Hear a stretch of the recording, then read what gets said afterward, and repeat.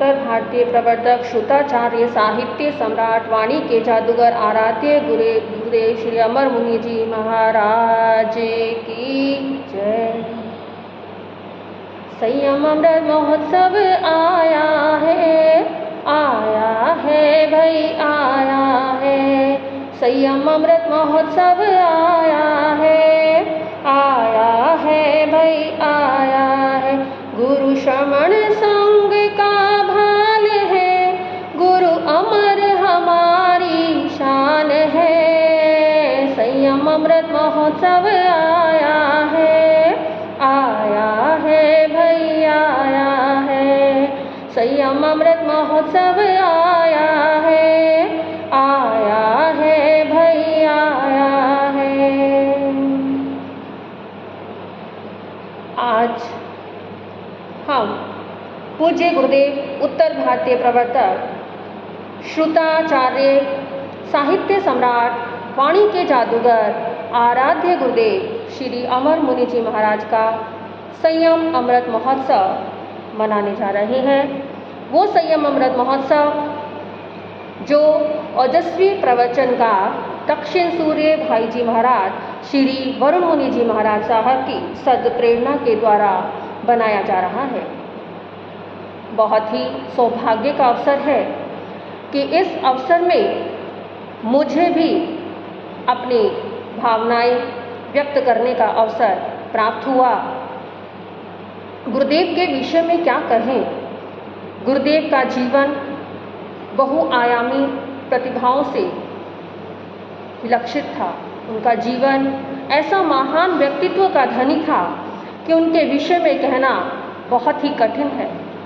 जिनकी जीवा पर माँ सरस्वती का बसेरा था, जिनकी जीवा पर माँ सरस्वती का बसेरा था, जिनको आगमों का ज्ञान बहुत घनेरा था, ऐसे गुरुवर के विषय में क्या कहूँ, ऐसे गुरुवर के विषय में क्या कहूँ जिनका जन्म लेना ही इस धरती पर दुनिया के लिए नया बसेरा था। पूज्य गुरुदेव जिनके विषय में सभी जानते हैं, गुरुदेव वाणी के जादूगर थे। जब वो बोलते थे तो ऐसा लगता था कि मानो उनकी जीवा पर माता सरस्वती साक्षात आकर बैठ गई हो। ऐसे वो गुरुदेव, मेरी दाद गुरानी, संयम ज्योति करुणामयी परम विदुषी महासाध्वी श्री अनिल कुमारी जी महाराज बताया करते थे, कई बार बैठकर चर्चा किया करते थे कि गुरुदेव जब बोलते थे तो ऐसा बोलते थे कि सब लोग मंत्रमुग्ध हो जाया करते थे। केवल हम और तुम ही नहीं, सड़क पर चलने वाले लोग भी यदि एक बार उनकी वाणी को सुन लेते थे तो वो वहीं ठिठक कर रह जाते थे। जो एक बार सुन लेता था वो गुरुदेव के प्रवचनों को सुनने के लिए बार बार आया करता था। रिक्शा वाले भी उस समय रिक्शा चलाना छोड़ दिया करते थे। क्यों? क्योंकि गुरुदेव के प्रवचन श्रवण करने जाना है। यदि कोई भाई बहन दर्शनार्थ जा रहा होता था, उसे भी अपनी रिक्शा में बिठाते और क्या कहते, अरे बाबा जी का प्रवचन सुनने चलना है, चलो हम भी वहीं जा रहे हैं, आपको वहीं पर छोड़ देंगे। ऐसे वो गुरुदेव साक्षात माँ सरस्वती जिन्होंने उन पर कृपा बनाई हुई थी। और उनके ज्ञान का क्या कहना, शास्त्रों के वो बहुत बड़े ज्ञाता थे। शास्त्रों के गूढ़ से गूढ़ विषय को बहुत ही सरलता के साथ जनसाधारण के सामने प्रस्तुत कर दिया करते थे। जनसाधारण उसे बहुत अच्छे से समझ जाया करता था। इतने बड़े शास्त्रों के ज्ञाता कि गूढ़ रहस्यों को भी सरलता से सुगमता से बता देने वाले साहित्य प्रेमी की तो बात ही क्या है। पढ़ना और पढ़ाना दोनों ही उनकी रुचि में था। साहित्य की जहाँ तक बात है, अभी तक सबसे पहले गुरुदेव श्री जी महाराज ने ही सभी शास्त्रों का अंग्रेजी अनुवाद करवाया। आज तक प्राकृत में, हिंदी में शास्त्र उपलब्ध थे, परंतु अंग्रेजी भाषा में उपलब्ध नहीं थे। गुरुदेव ने ये कार्य किया। क्यों किया? ताकि देश विदेश के लोग उन्हें पढ़ सके, देश विदेश के लोग उनके विषय में जान सके, उन्हें समझ सके। प्रभु ने जो रहस्य बताया है उन रहस्यों को समझ सके, और इसके ऊपर उन्होंने बहुत अधिक कार्य किया। गुरुदेव जो दूसरों के दुख को हर लिया करते थे, कोई भी उनकी चरण शरण में आता था, उन्हें एक बार पता लग जाता था कि ये बहुत दुखी है, परेशान है, तो उसकी परेशानियों को अपनी परेशानियां समझ लिया करते थे और उनकी मदद किया करते थे।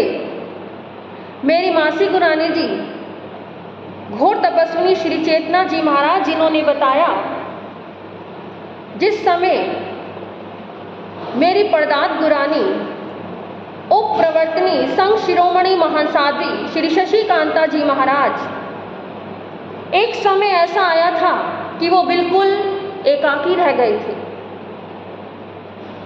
उनके यहाँ एक दीक्षा रखी हुई थी, श्रमणी सूर्या उत्तर भारतीय प्रवर्तनी पंजाब सिंह डॉक्टर श्री सरिता जी महाराज की।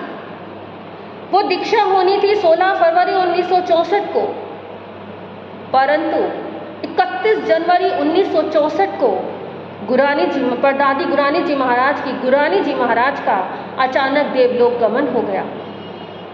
वो समय बिल्कुल अकेले रह गए। दीक्षा रखी हुई थी, एक अवसर बना 2 दीक्षाएं भी कर ली, लेकिन स्वयं की अवस्था भी बहुत छोटी थी। और जिनको दीक्षा दी है, दीक्षार्थी बहनें श्रमणी सूर्य जी महाराज, उत्तर भारतीय प्रवर्तनी जी महाराज, और उसके साथ साथ स्नेह मूर्ति उप प्रवर्तनी श्री स्नेह कुमारी जी महाराज, जिनकी आयु अभी बहुत छोटी थी। कहने को तो 3 हो गए थे, लेकिन वहां बड़ा कोई नहीं था। उस समय में गुरुदेव श्री जी महाराज ने उन्हें सहारा दिया, उन्हें समझा और उनकी ढाल बनकर आगे खड़े हो गए। ऐसे गुरुदेव जो उन्हें अपनी बहन मानते थे, लेकिन मानते ही नहीं थे, उन्होंने अपने भाई वाला कर्तव्य भी निभाया। जिस समय एक बहन को अपने भाई की सबसे अधिक आवश्यकता होती है, उस समय गुरुदेव ने अपने उस कर्तव्य का निर्वहन किया, अपना पूर्ण रूप से दायित्व निभाया। और वो उसके बाद मेरी दादी गुरानी जी आदि जो 5 गुरु बहनें थी, उन 5 गुरु बहनों के साथ भी बिल्कुल मामा की तरह व्यवहार किया करते थे। ऐसा उनका जीवन था। वो गुरुदेव आप सभी जानते हैं, उनके विषय में जो सबसे प्रचलित बात है वो क्या है? वो समय की बहुत पाबंद थे। आज भी जब चर्चा आती है समय की पाबंदी की, जहां बात आती है तो उस समय सभी लोग क्या कहते हैं कि समय के पाबंद जो गुरुदेव थे वो कोई और हो ही नहीं सकता, क्योंकि गुरुदेव को देखकर मानो घड़ी चला करती थी। गुरुदेव घड़ी को देखकर नहीं चलते थे। उनके प्रवचन का समय, प्रवचन उठाने का समय, यहाँ तक कि बड़े बड़े जो प्रोग्राम्स होते थे वो भी बहुत लिमिटेड समय पर हुआ करते थे। जो उन्होंने समय मंगल पाठ का रख दिया है, उसी समय वो मंगल पाठ प्रदान कर दिया करते थे। कभी 1 मिनट भी ऊपर नहीं जाते थे। मुझे याद है जब 1996 में मेरी दीक्षा हुई, उस समय दीक्षा के प्रोग्राम्स चल रहे थे। एक दिन एक प्रोग्राम के अंदर साहब सिंह वर्मा जी को वहाँ के प्रधान सुश्रावक श्री जगदीश राय जी जैन आमंत्रित किया था। उन्होंने साहब सिंह वर्मा जी जिस समय आए, गुरुदेव मंगल पाठ प्रदान लगभग कर ही चुके थे। जैसे ही मंगल पाठ का समापन हुआ, गुरुदेव ने एक ही बात कही, प्रधान जी आप यहाँ पर इनका कोई काम नहीं, आप इन्हें ले जाइए, इनका ऊपर कोई काम नहीं है, नीचे जाकर जो आप करना चाहें वो कर लीजिए। उस वहाँ से गुरुदेव ने उन्हें ऐसे ही क्या कर दिया, वापस भेज दिया था। ये नहीं कि कोई साहब सिंह वर्मा जी आए हैं तो मैं उनका स्वागत सत्कार करवाऊंगा।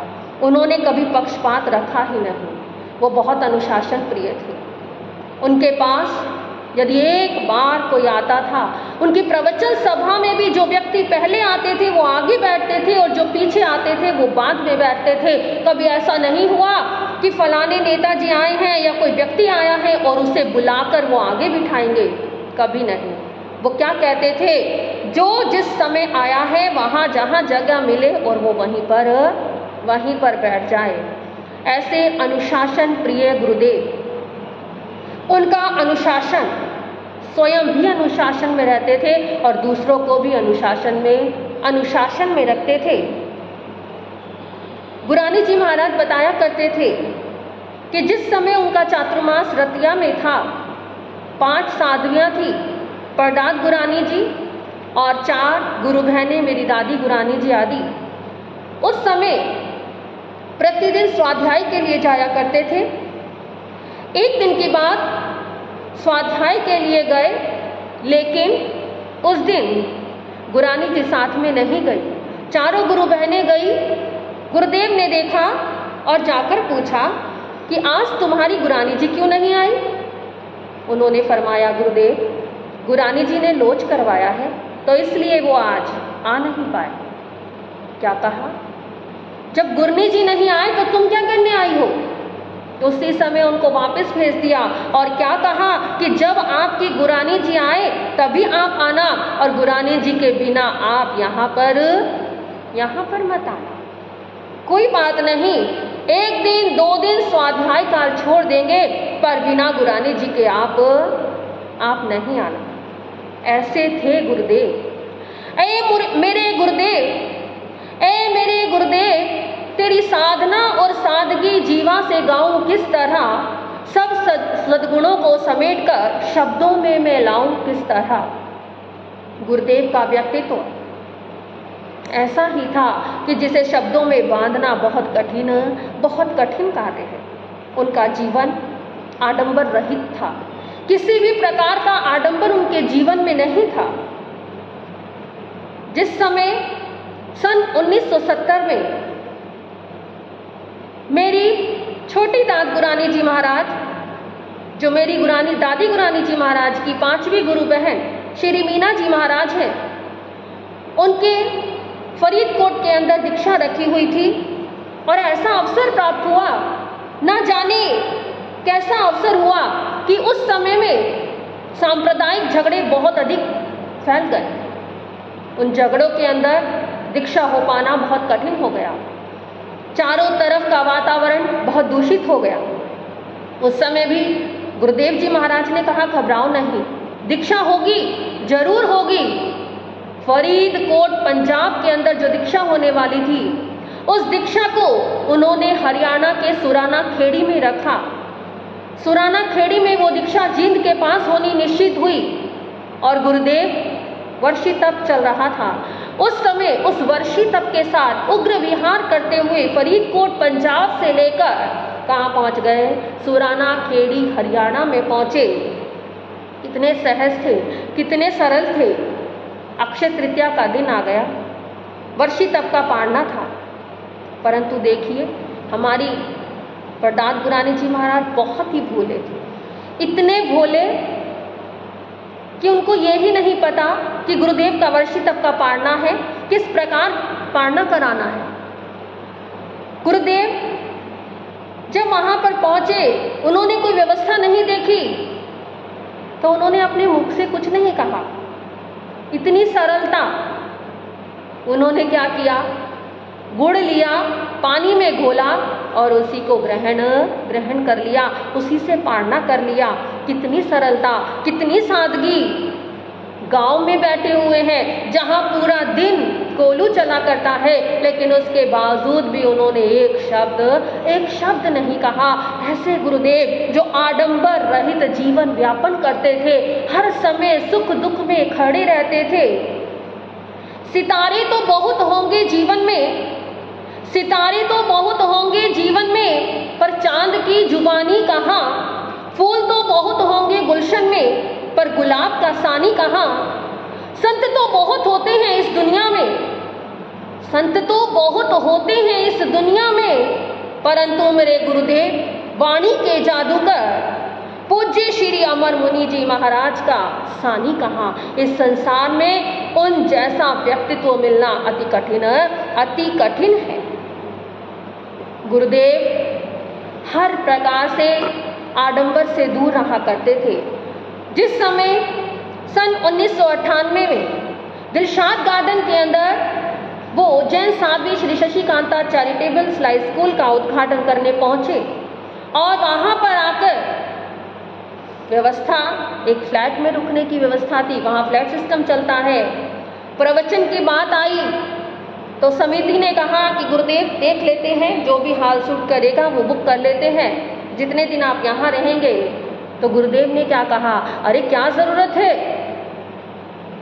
इतनी बड़ी सड़क है, इतनी चौड़ी है, यहीं पर बैठकर प्रवचन करेंगे। गुरुदेव गर्मी बहुत है, जून का महीना, आप यहाँ प्रवचन, दिक्कत होगी। कैसी दिक्कत? कोई दिक्कत नहीं है, एक फट्टा लगाना और उसके ऊपर मैं बैठ जाऊंगा और सामने दरियां बिछी होंगी, जो भक्तगण आएंगे वो वहाँ आराम से बैठेंगे और जिसने प्रवचन सुनना है वो यहाँ भी आएगा और जिसने नहीं सुनना है तो वो हॉल में भी नहीं आएगा। देखिए, पर उनकी वाणी का कमाल था। वहां पर भी जब गुरुदेव ने प्रवचन करना प्रारंभ किया,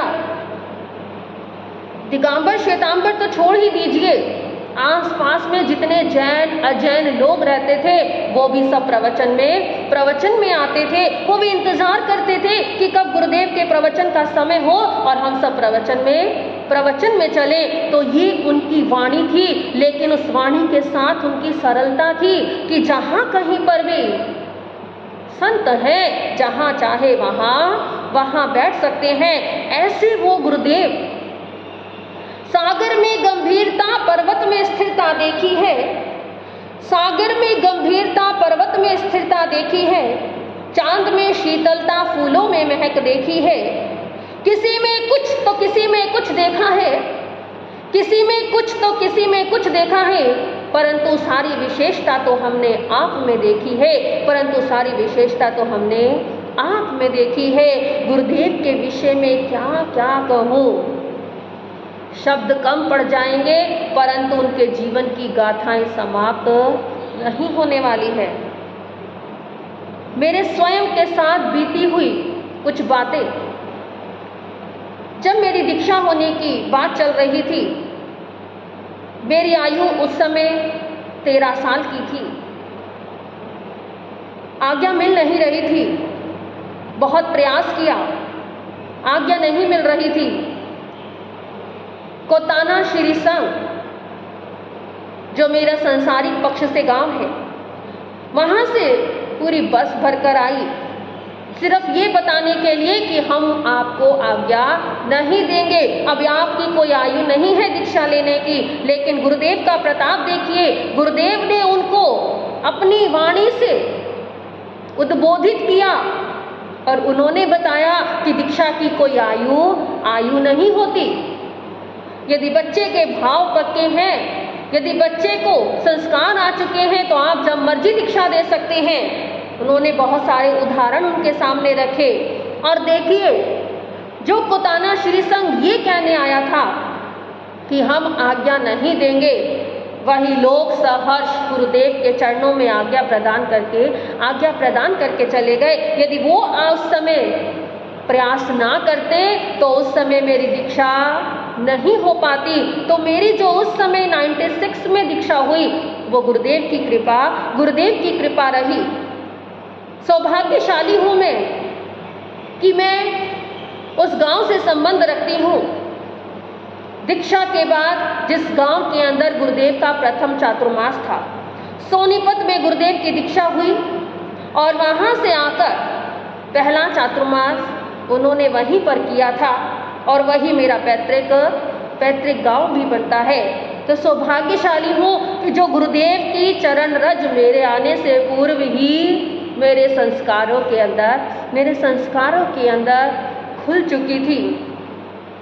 जिस समय अभी अवस्था छोटी थी, पढ़ाई कर रही थी, 12th क्लास में पढ़ती थी, पढ़ते पढ़ते एग्जाम्स दिए, एक पेपर में कंपार्टमेंट आ गई, मैं, जिसने आज तक ये देखा ही नहीं था कि कंपार्टमेंट किसे कहते हैं, अच्छे अच्छे नंबरों से पास होना, बहुत खुश होकर सबको रिजल्ट बताना, लेकिन आज जब कंपार्टमेंट आई बहुत दुख हुआ, समझ में नहीं आया। ऐसा लगा कि जैसे सबके सामने मेरी कितनी बेइज्जती हो रही है। अरे मैंने एग्जाम दिया और मैं उसमें कंपार्टमेंट आ गई हूँ, लोग क्या कहेंगे, और इस डर से पेपर ही नहीं देने।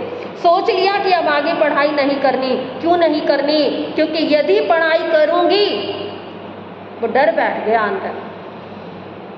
गुरुदेव के चरणों में पहुंचे दर्शन करने। लगभग पढ़ाई छोड़े हुए 6 महीने साल के आसपास हो चुका था जब गुरुदेव के चरणों में पहुंचे। और गुरुदेव का सबसे पहला कार्य यही होता था कि बच्चे आजकल क्या क्या कर रहे हो, क्योंकि वो लौकिक और धार्मिक दोनों ही शिक्षाओं को महत्व दिया करते थे। मैं सीढ़ी चढ़ने को तैयार नहीं, जबरदस्ती ऊपर गई, जाके गुरुदेव को वंदन किया और वंदन करते ही पहला प्रश्न कि आजकल क्या कर रहे हो। मेरे मुख से एक शब्द ना निकला, क्योंकि मैं कुछ कर ही नहीं रही थी। साथ में महाराज श्री जी थे, उन्होंने फरमाया, गुरुदेव इसने पढ़ाई छोड़ दी है, अभी इसकी श्री उत्तराध्याय सूत्र की आराधना चल रही है। गुरुदेव ने कहा कि बच्चा वो भी जरूरी है और ये भी जरूरी है, आपने पढ़ाई क्यों छोड़ी? जब उन्हें सारी बात बताई तो गुरुदेव ने एक ही शब्द कहा कि जो मैदान में उतरते हैं, जो जंग लड़ते हैं, उन्हीं के परिणाम आते हैं, वही हार या जीत का सामना करते हैं। लेकिन जो मैदान में नहीं उतरेगा तो वो हारेगा या जीतेगा, ये तो कोई बता ही नहीं सकता। अरे एक छोटी सी चींटी भी प्रयास करती है, जब वो ऊपर चढ़ती है गिर जाती है, फिर ऊपर चढ़ती है फिर गिर जाती है, लेकिन जब वो प्रयास करती है तो प्रयास करके एक दिन अपने लक्ष्य को पा लेती है। और तुम तो सक्षम हो। एक बार गड़बड़ हो गई तो क्या हुआ? मुझे पता है कि तुम सब कुछ बहुत अच्छे से कर सकती हो। गुरुदेव की वो वाणी, गुरुदेव ने कहा कि पढ़ाई छोड़नी नहीं है, क्योंकि परिणाम उसी का आता है जो परीक्षा देता है। जो परीक्षा से घबरा जाता है वो कायर होता है, और तुम कायर नहीं हो। बस गुरुदेव की वो बात हृदय को लग गई और उसके बाद वापस से वहीं से पढ़ाई प्रारंभ कर दी। यदि गुरुदेव ने वहाँ प्रेरणा ना दी होती तो मैं भी 10 पर बस कर जाती, 10 के बाद आगे नहीं बढ़ पाती। पर गुरुदेव की प्रेरणा थी कि गुरुदेव की प्रेरणा से मैं फिर आगे पढ़ती ही चली गई। और पढ़ते पढ़ते गुरुदेव की कही बात मेरे एक दिमाग में हमेशा रहती थी। एक बार गुरुदेव ने मेरी दादी गुरानी जी को बोला, जब मैं और वो दर्शन करने गए हुए थे, कि मैं चाहता हूँ आप इसकी पढ़ाई बिल्कुल ना रुकवाएं, और मुझे उम्मीद है, मुझे पूरा विश्वास है कि ये पीएचडी कर पाएगी। गुरुदेव ने कहा, ये कहाँ पीएचडी करेगी गुरुजी? गुरुजी ने कहा, चिंता ना कर, बस तुम पढ़ाई रुकवाना मत। वो बात मेरे दिमाग में थी और पढ़ती गई। गुरुदेव का आशीर्वाद रहा, वो आशीर्वाद फलीभूत भी हो गया और मैंने ट्रिपल MA की और उसके बाद PhD भी कर ली। तो वो गुरुदेव का आशीर्वाद था। और उसके साथ साथ मेरी गुरानी जी महाराज, उग्र तपस्विनी, संकट मोचनी, गुणनिमैया श्री चंदना जी ढिल्लो जी महाराज, जिन्होंने उसके लिए मुझे बहुत ज़्यादा सपोर्ट किया। आशीर्वाद गुरुदेव का था, सपोर्ट उनकी थी, और आज मैं PhD होल्डर भी बन गई हूँ। तो वो सब क्या था? वो गुरुदेव की मेरे ऊपर कृपा थी, वो असीम कृपा। सामने की कृपा तो सबके ऊपर होती है, लेकिन गुरुदेव की कृपा जाने के बाद भी बनी रही। जिस समय में MA कर रही थी, स्वास्थ्य बहुत खराब था, सेकेंड सेमेस्टर चल रहा था, एग्जाम्स नजदीक आ गए थे, लेकिन पढ़ाई कुछ करी नहीं। हिम्मत नहीं थी कि मैं पेपर दे पाऊंगी। मैं खुद कंफ्यूज थी कि पेपर दूं तो किसका दूं, जब पढ़ाई नहीं करी तो पेपर कैसे दूं। लगभग 15 दिन परीक्षा को शेष थे। एक दिन रात को सोई हुई थी और गुरुदेव सुबह 4 बजे मेरे स्वप्न में आए और क्या बोले कि भावना, क्यों घबरा रही हो। मैंने अपनी बात रखी, गुरुदेव मैंने पढ़ाई नहीं की और पढ़ाई नहीं की तो पेपर कैसे दूंगी। गुरुजी ने कहा घबराओ मत, अभी तुम्हारे पास 15 दिन का समय है। 15 दिन मेहनत करो, मेहनत तुम्हारी आशीर्वाद मेरा, तुम्हें सफलता मिलेगी। इतना कहा मानो गुरुदेव अंतर्ध्यान हो गए और बस मैंने गुरुवाणी को अपने हृदय में उतार लिया। मेरे दिमाग में समझ में आ गया कि गुरुदेव की कृपा बनी हुई है और उन्होंने बोल दिया है कि पेपर तो आपको देने ही हैं। मैंने 15 दिन पढ़ाई करी, पेपर दिए और देखिए गुरुदेव का आशीर्वाद था कि वो पूरा सेमेस्टर मेरा क्लियर भी हो गया और अच्छे नंबरों से मैं उसमें पास भी हो गई। सब लोग हैरान थे कि बिना पढ़ाई करे आपने इस तरह से कैसे रिजल्ट प्राप्त कर लिया। पर सबको क्या पता कि वो असीम कृपा मेरे गुरुदेव की थी। दर्शन से तेरे आंखों को आराम मिलता है, दर्शन से तेरे आंखों को आराम मिलता है, किस्मत वालों को ही गुरु का धाम मिलता है। मत करना कभी खुद से दूर मुझे, मत करना कभी खुद से दूर मुझे, चरणों में तेरे मुझको सुख तमाम मिलता है, चरणों में तेरे मुझको सुख तमाम मिलता है। ऐसे वो गुरुदेव जिन्होंने ना जाने मेरी जैसी कितनी आत्माओं का कल्याण किया, ना जाने कितने लोगों को उन्होंने प्रेरणा दी, कितने लोग मेरी तरह उनके विषय में ये भाव पाते होंगे कि गुरुदेव की कृपा आज हम पर है तो आज हम यहाँ हैं। मेरे दीक्षा प्रदाता गुरुदेव मेरे ही नहीं, मेरी गुरु बहन, मेरी दादी गुरानी जी और इसके साथ साथ हमारे परिवार में लगभग 15 से 20 के करीब दीक्षाएं हैं जो गुरुदेव के हाथों से संपन्न हुई हैं। ओनली केवल श्री शशिकांता परिवार के अंदर बहुत सारी दीक्षाएं उन्होंने दी हैं और सब एक से बढ़कर एक है, सब गुरुदेव का आशीर्वाद है। उन्होंने केवल लोगों के लिए नहीं, केवल किसी विशेष व्यक्ति के लिए नहीं, अपितु उन्होंने समाज के लिए भी बहुत कार्य किया।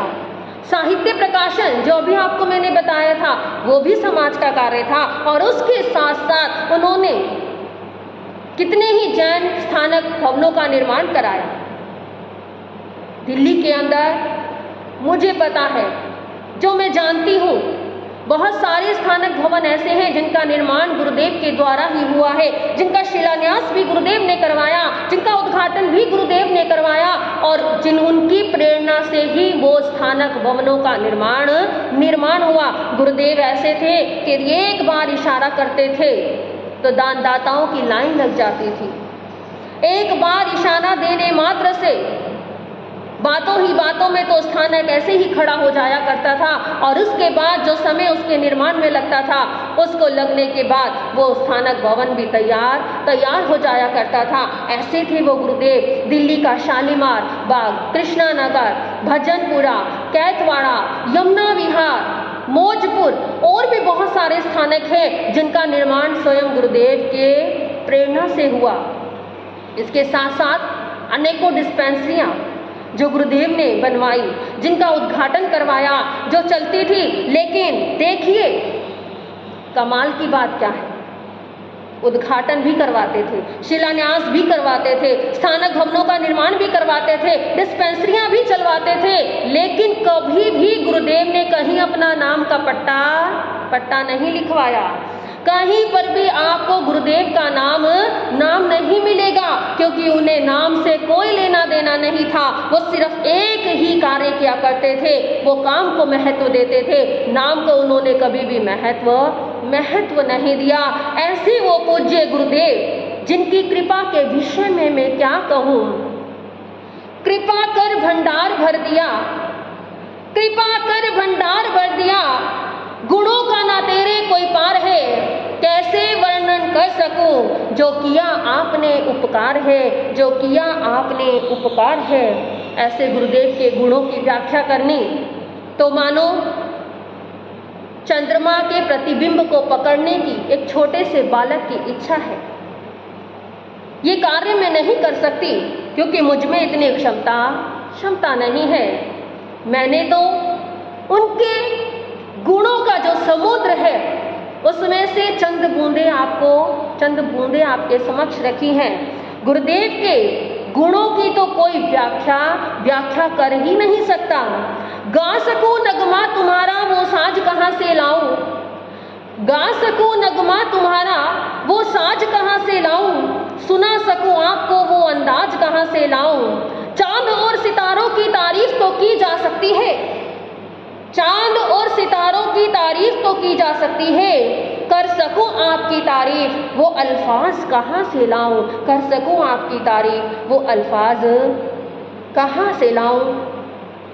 हमारी जीवा में वो शक्ति नहीं है, पर फिर भी थोड़ा प्रयास किया है। और हमारे भाई जी महाराज दक्षिण सूर्य डॉक्टर श्री वरुण मुनि जी महाराज जो गुरुदेव के स्वप्नों को साकार करने में आगे की आगे बढ़ रहे हैं, भगवान से यही प्रार्थना है कि जो वो लक्ष्य लेकर चले हैं वो लक्ष्य उनका शीघ्र पूरा हो और वो आगे ही आगे बढ़ते जाएं, आगे ही आगे बढ़ते जाएं। सबके हाथों में होती कुछ लकीरें हैं, सबके हाथों में होती कुछ लकीरें हैं जिनसे बनती सबकी तकदीरें हैं। दुआ है आपके हाथों में लकीरें कुछ खास हो, दुआ है आपके हाथों में लकीरें कुछ खास हो, दुनिया की सारी खुशियां और कामयाबियां आपके पास हो, दुनिया की सारी खुशियां और कामयाबियां आपके पास हो।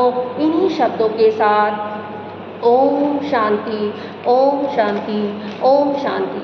बोलिए उत्तर भारतीय प्रवर्तक श्रुताचार्य साहित्य सम्राट वाणी के जादूगर आराध्य